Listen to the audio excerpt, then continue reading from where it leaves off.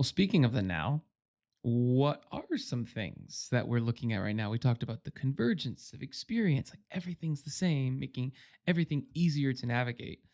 But also, if everything's the same, like I think about driving by and just on not even the web, just going by and seeing brick and mortar stores, everything feels like a slate, concrete gray with a Starbucks, Burger King, McDonald's, whatever logo slapped onto it. And a lot of things feel, and going back to the UX space, a lot of things feel like not only are this it's the same building blocks, but it feels like it's they're everyone's the same vendor doing the same thing.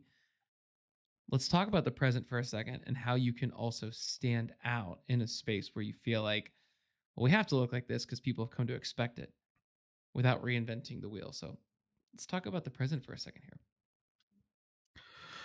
Yeah, we're in a space right now where because of this like convergence of like processes and expectations, like the hamburger menu, where the logo goes, our expectations of when you like hover over a link, what should it do? How should it react? All of these questions have generally been answered in very like definitive ways. That what we have are we've had a rise of like design systems and component libraries where we kind of codify a lot of this, and a lot of this it makes it easier for people to put these things together, which means that it's harder to stand out. Because if everybody is using material design, like the UI kit provided by Google, if everyone's using material, how do you stand out? Because you kind of have the same patterns over and over again. You have this kind of the same choices.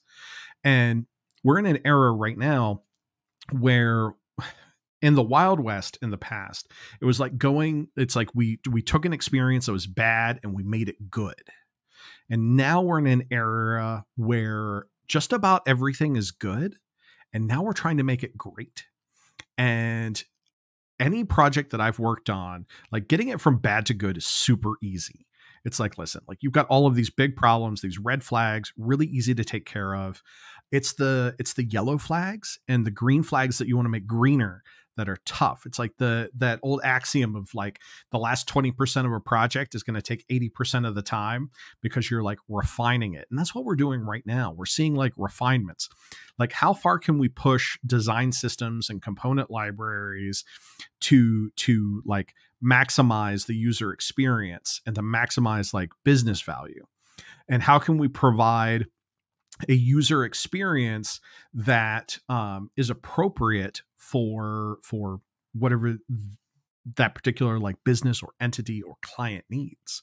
And so it's really it's really tough, and so we're really pushing, and it's making it really hard right now in the UX industry.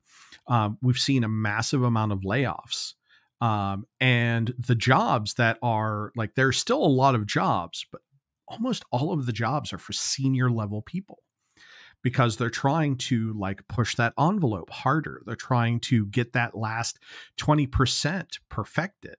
And that's really challenging. It's really tough. And it requires having like long, hard conversations about how do you do that? Like, do you make the font size just a little bit bigger? Do you, provide like just little changes that help make it smoother? And when I say make it smoother or make the experience better, I'm also talking about um, sometimes like reintroducing friction into the user experience so that like users maybe slow down. Like an example of this is I worked prior to working at Four Kitchens. I worked at a marketing agency, and at the marketing agency, we had a client who kept having like these different demands for their email newsletter subscriber base.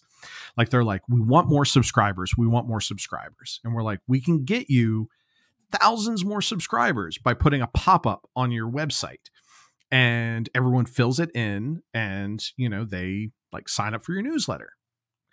And we told this client, we're like, that's going to get you hundreds to thousands more people on your email list. And they're like, great, do it. We're like, all right. And then what we would find out is like months later, they'd be like, listen, our unsubscribe rate is really high. Like it's really high. Like we've got like 15 to 20% of people unsubscribing from our newsletter. Why is this happening? And we're like, because you wanted a bunch of signups. You didn't want quality people on the newsletter who were going to engage with your content. You wanted a lot.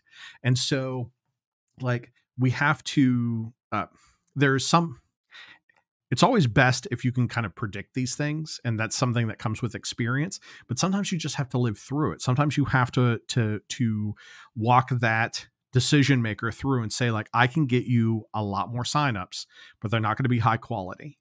And you know, maybe they want the opportunity to try and make them high quality, which is fine.